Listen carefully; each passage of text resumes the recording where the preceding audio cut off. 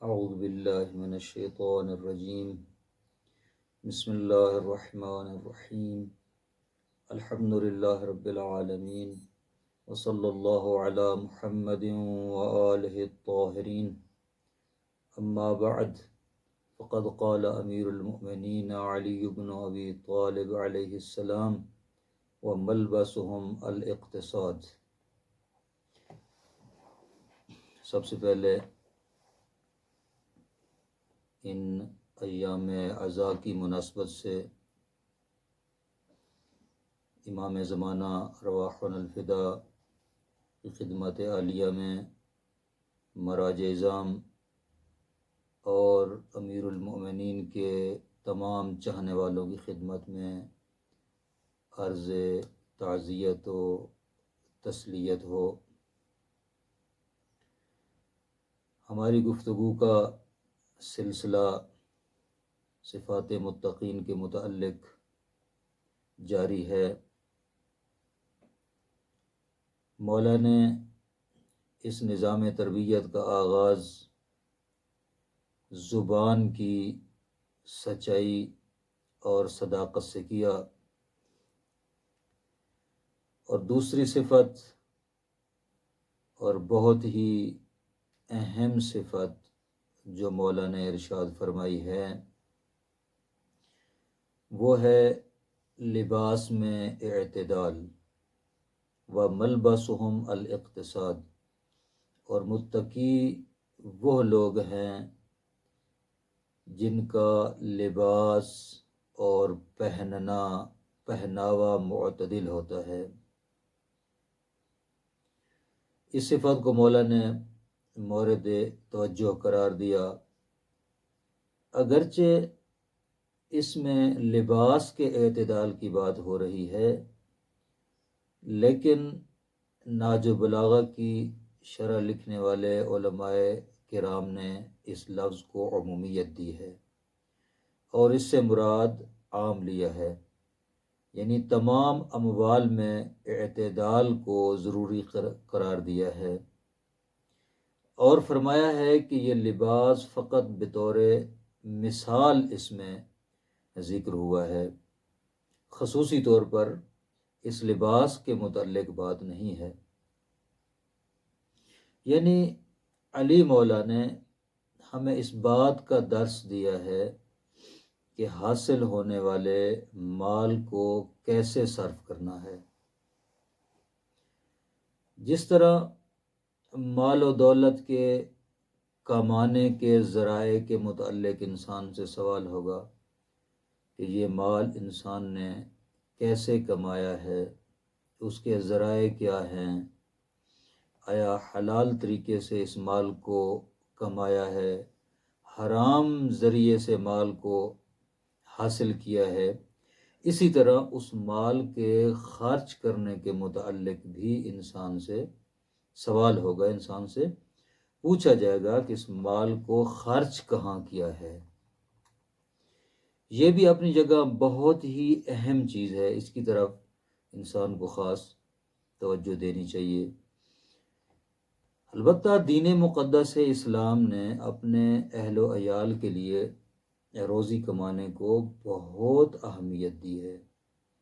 روایات کے اندر روزی کمانے والے شخص کو مجاہد فی سبیل اللہ کا درجہ دیا گیا ہے، لیکن ضروری امر یہ ہے کہ انسان جو مال کما رہا ہے، انسان جو مال حاصل کر رہا ہے، اس بات کی طرح توجہ دے کہ وہ مال کہاں سے حاصل کر رہا ہے اور اس کو کیسے اور کہاں خرچ کرے گا۔ مال کمانے کے متعلق پیغمبر اسلام صلی اللہ علیہ وآلہ وسلم کا ارشاد گرامی ہے، حضرت ابو ذر غفاری کو مخاطب کر کے فرماتے ہیں، یا ابا ذر من لم یبال من این اکتسب، اے ابو ذر جو شخص یہ پرواہ نہیں رکھتا کہ اس نے مال کہاں سے حاصل کیا ہے، تو لم یبال اللہ عز وجل من این ادخلہ النار، تو اللہ تعالیٰ بھی روز قیامت یہ پرواہ نہیں کرے گا کہ اس کو کہاں سے جہنم میں ڈال رہا ہے۔ اللہ اکبر، وہ سخت مرحلہ ہے۔ جیسے کسب مال کے بارے میں عرض کیا کہ سوال ہوگا، اسی طرح مال کے خرچ کرنے کے بارے میں بھی سوال ہوگا۔ اس مختصر سے مقدمے کے بعد اس مولا کے فرمان کے اندر دو لفظ موجود ہیں، ملبسہم اور الاقتصاد۔ ملبس یعنی لباس، الاقتصاد یعنی اعتدال، میانہ روی۔ ہم ان دونوں لفظوں کو علیحدہ علیحدہ بیان کریں گے پہلے مرحلے میں۔ لباس، قرآن مجید نے لباس کے ساتھ تقوی کو تشبیہ دی ہے۔ سورہ اعراف میں ارشاد رب العزت ہے، یا بنی آدم قد انزلنا علیکم لباسا یواری سوآتکم وریشا ولباس التقوی ذالک خیر ذالک من آیات اللہ لعلہم یذکرون۔ اے بنی آدم، ہم نے تم پر لباس نازل کیا ہے، کیوں؟ تاکہ تمہارے جسموں کو چھپائے اور یہ تمہارے لیے زینت ہو، لیکن بہترین لباس لباس تقوی ہے۔ اور اسی کے متعلق اسی تشبیہ کے بارے میں امیر المومنین علیہ الصلوۃ والسلام کا فرمان ہے، فرماتے ہیں فإن الجہاد باب من ابواب الجنہ، جہاد جنت کے ابواب میں سے باب ہے، فتحہ اللہ لخاصۃ اولیائہ، جس کو اللہ نے اپنے خاص بندوں کے لیے کھولا ہے، وہو لباس التقوی، اور یہ جہاد لباس تقوی ہے۔ تو یہاں پر بھی مولا نے تقوی کو لباس کے ساتھ تشبیہ دی ہے۔ اسی حقیقت کو قرآن مجید نے ایک اور مقام پر بیان کیا ہے۔ بہرحال بہت سے مقامات پر یہ حقیقت بیان ہوئی ہے جو لباس کی اہمیت کو واضح کرتی ہے، کہ اللہ تعالیٰ نے اس آیت میں جو پہلے عرض کی، اپنے بندوں پر لباس نازل کرنے کی گویا منت جتلائی ہے، اور فرمایا ہے کہ انزلنا، ہم نے تم پر لباس نازل کیا ہے۔ اور اس کو نازل کرنے کے لفظ سے جو ظاہر ہوتا ہے وہ یہی ہوتا ہے کہ خدا گویا یہ فرمانا چاہ رہا ہے کہ آسمان سے جو ہے لباس کو نازل کیا ہے، جس طرح بارش آسمان سے نازل ہوتی ہے۔ بہرحال یہ ہمارے موضوع سے بحث ہے کہ اس کے متعلق کچھ بحث کی جائے کہ اس سے مراد کیا ہے، علو مکان ہے یعنی مکان کی بلندی مراد ہے، یا یہ مراد ہے کہ خداوند متعال چونکہ بارش آسمان سے نازل کرتا ہے اور اس بارش کے ذریعے زمین سے مختلف چیزیں اور وہ وسائل حاصل ہوتے ہیں جن کے ذریعے لباس بنایا اور آمادہ کیا جاتا ہے، یہ مراد ہے۔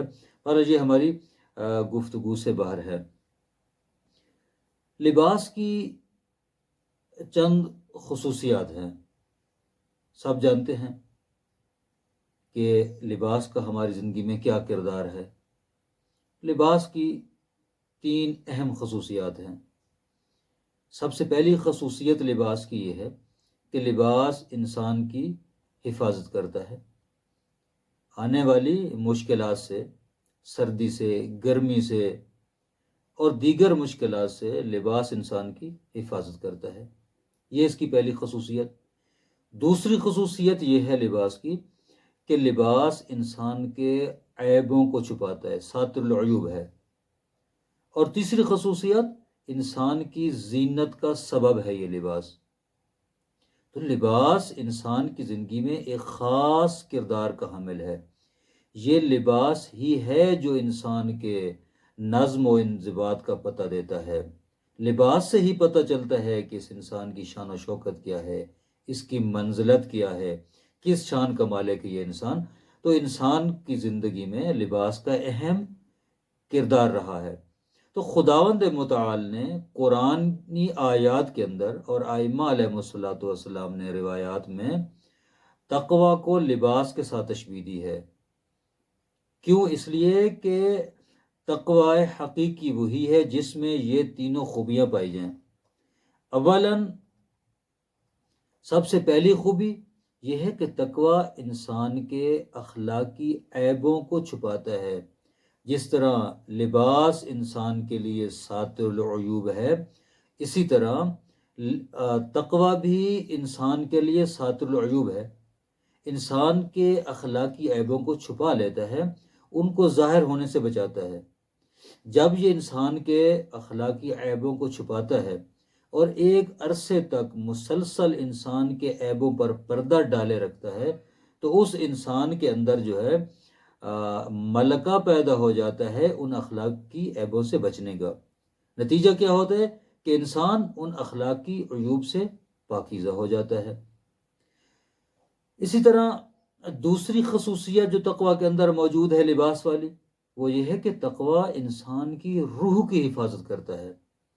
اخلاقی انحرافات سے انسان کے روح کو اور اخلاقی برائیوں سے انسان کے روح کو بچا کر انسان کو اپنی کرامات انسانی سے جو ہے مزین کرتا ہے۔ یہ ہے تقوی کی دوسری خوبی۔ اور اسی طرح تقوی انسان کی زینت کی علامت ہے، انسان کی شخصیت کی علامت ہے۔ حتیٰ کہ متقی انسان کی وہ لوگ بھی عزت کرتے ہیں، وہ لوگ بھی متقی انسان کو محترم شمار کرتے ہیں اپنے معاشرے کے اندر جو خود متقی نہیں ہیں۔ تو یہ چند خوبیاں تقوی کی موجود ہیں لباس کے اندر، اس لیے روایات و آیات کے اندر تقوی کو لباس کے ساتھ تشبیہ دی گئی ہے۔ اور دوسرا لفظ مولا کے اس فرمان کے اندر لفظ اقتصاد ہے۔ فرمایا ملبسہم الاقتصاد۔ اقتصاد یعنی اعتدال، میانہ روی۔ میانہ روی انسان کی زندگی میں انتہائی اہم ہے۔ میانہ روی کیا ہے؟ اعتدال کیا ہے؟ اعتدال یعنی نہ انسان حد سے تجاوز کرے اور نہ ہی انسان حد سے کوتاہی کرے۔ ان دونوں امور کا جو درمیانی امر ہے اسے اعتدال کہا جاتا ہے۔ اور اگر انسان کی زندگی میں اعتدال آ جائے تو انسان کی زندگی انتہائی خوشگوار ہو جاتی ہے۔ اور یہی وجہ ہے کہ اعتدال نہ ہونے کی وجہ ہے کہ معاشرے کے اندر بہت سی خرابیاں ایجاد ہو جاتی ہیں، کیونکہ ہم اپنے کھانے پینے کے اندر، پہننے کے اندر، انفاق و خرچ کے اندر اور باقی دیگر بہت سے امور کے اندر کیونکہ کبھی تجاوز کر بیٹھتے ہیں یعنی افراط کر بیٹھتے ہیں اور کبھی تفرید کر بیٹھے ہیں، کوتاہی کرتے ہیں، اس کی وجہ سے انسان کی زندگی کا جو نظم و ضبط ہے وہ ٹوٹ جاتا ہے، وہ درہم برہم ہو جاتا ہے۔ اس اعتدال کے متعلق امیر المومنین علیہ الصلوۃ والسلام کا ارشاد گرامی ہے، لا یذوق المرء من حقیقت الایمان۔ انسان حقیقت ایمان کا ذائقہ نہیں چکھ سکتا حتی یکون فیہ ثلاث خصال، یہاں تک اس میں 3 خصلتیں پائی جائیں۔ پہلی الفقہ فی الدین، دین میں سمجھ بوجھ، دین کی آگاہی، والصبر علی المصائب، مصیبتوں پر صبر، وحسن التقدیر فی المعاش، اور معاش میں اندازہ گیری، اخراجات میں نظم و ضبط۔ اب ہم دیکھتے ہیں کہ ان صفات کا ایمان کے ساتھ کیا تعلق ہے۔ فرمایا الفقہ فی الدین، یعنی دین کی آگاہی، معرفت دینی جو ہے وہ انسان کے ایمان کا موجب ہے۔ طعم ایمان کو انسان میں ایجاد کرتی ہے کیا؟ معرفت دینی۔ واضح سی بات ہے کہ جب انسان کو دین کے متعلق کامل اور مکمل طور پر معرفت حاصل ہو جائے اور انسان دین کے مختلف مسائل سے آشنا ہو جائے تو انسان کے دل میں جو ہے ایمان پیدا ہو جاتا ہے۔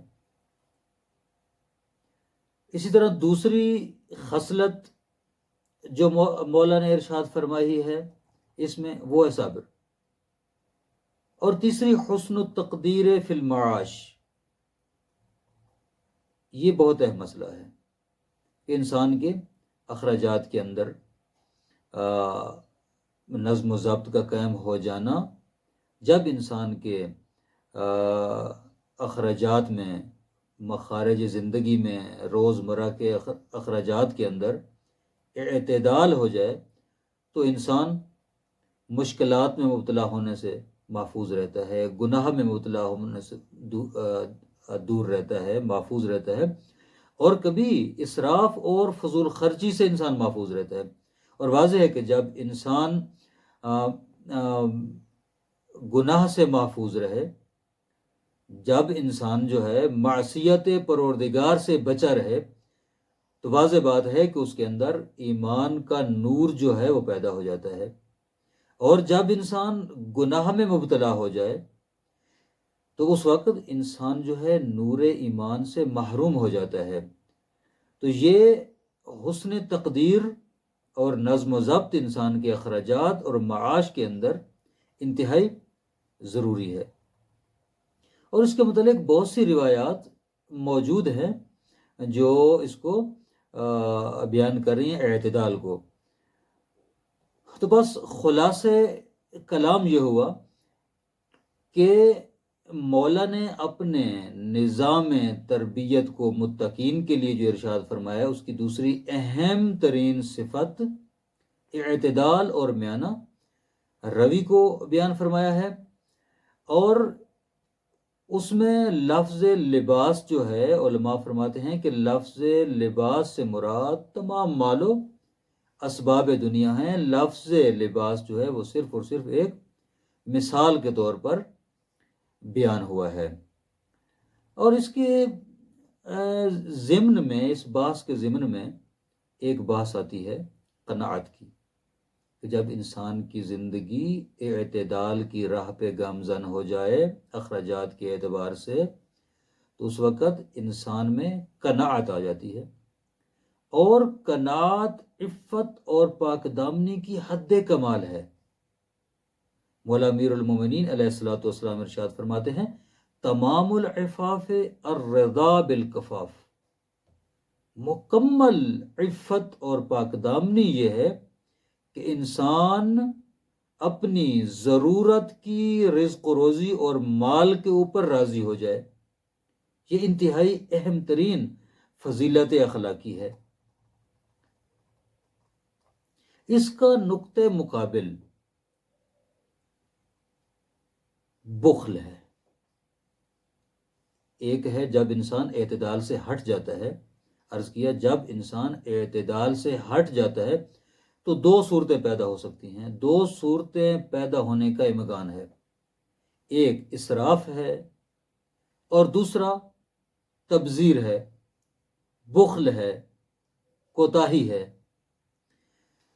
تو جہاں پر روایات کے اندر اسراف کے بارے میں مذمت آئی ہے، وہاں بخل کے بارے میں بھی مذمت ہوئی ہے۔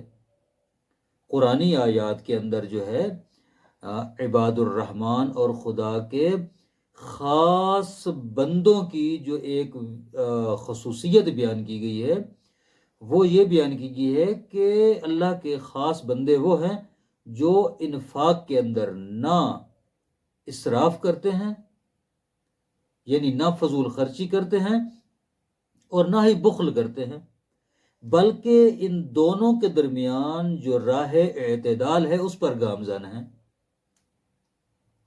ارشاد رب العزت ہو رہا ہے، والذین اذا انفقوا لم یسرفوا ولم یقتروا وکان بین ذلک قواما۔ وہ جب خرچ کرتے ہیں، مومنین کون ہیں؟ اللہ کے خاص بندے کون ہیں؟